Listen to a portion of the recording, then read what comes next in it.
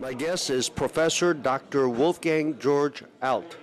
He is the director of the China Outbound Tourism Research Institute, and he is here in London speaking at the conference regarding outbound China tourism. Thank you for joining us, Wolfgang. Thank you for having me.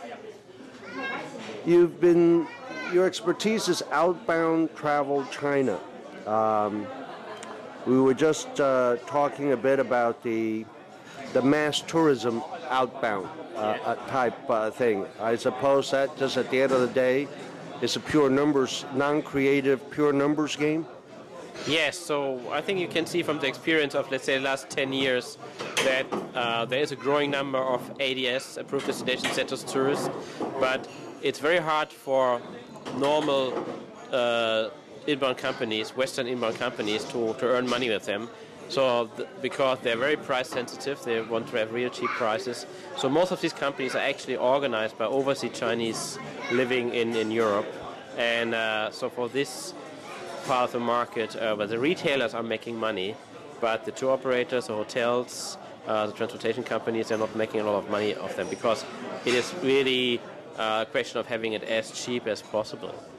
In other markets, I mean, thinking of the first outbound China markets being Hong Kong, the money was made, actually even you'd sell the package at loss. If your cost of hotel, air and all was $100, you sold it at $98 because you made it up on the commission from the shopping.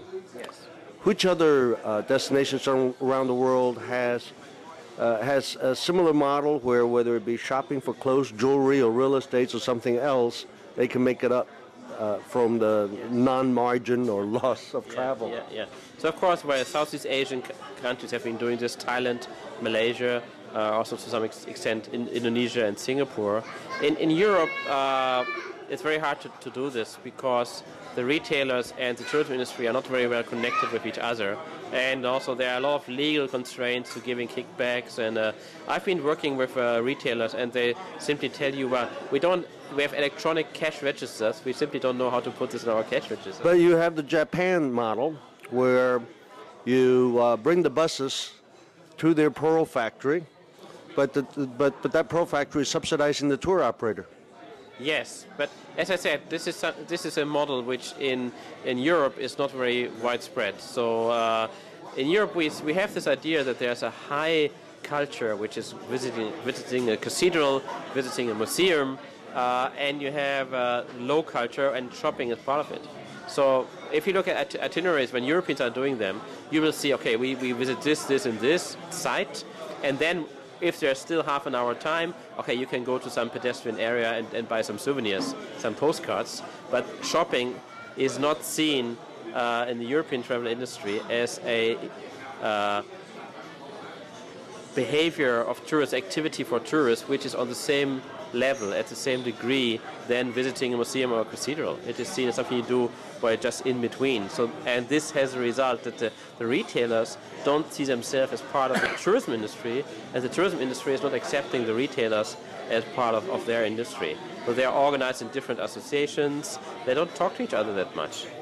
You know, when you ask who's going to fill this, and not only the 20, 40,000 rooms they built now, but the next batch of 20, 40,000 hotel rooms.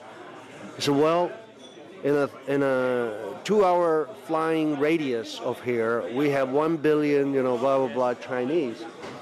So that 70% savings rate is going to is what's doing it, what's generating all this outbound tourism. Yes, in the case of Macau, also where you have to see that a large number of the rich people are in Guangdong province, which is a neighboring province. So for them to travel to Macau is not a big deal.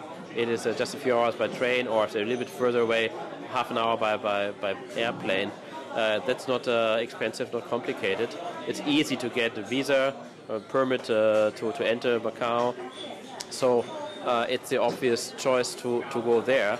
And well, gambling is a old Chinese tradition to do that, and Well, you hear stories that sometimes also use money for gambling, which in China they got not as part of their official income.